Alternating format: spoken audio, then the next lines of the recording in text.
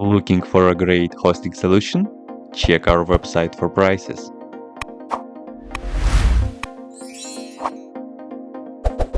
First, what you need to do is to update the server packages. You can do this by the following command.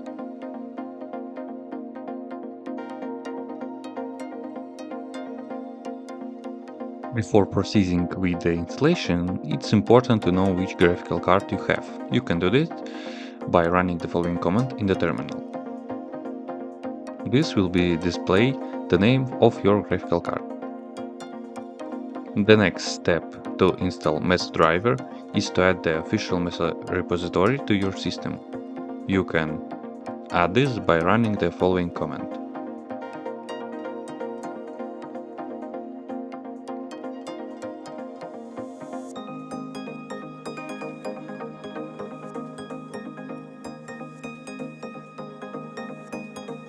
Once the repository has been added to your system, you can install the Mesa drivers by running the next command.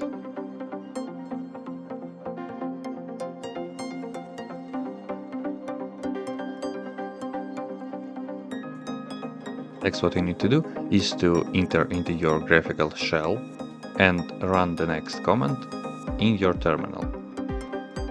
This should display the animation smoothly if the Mesa driver has been installed correctly. And also it will be shown the frames and seconds in your system. That's it. If you have any question, leave them comments.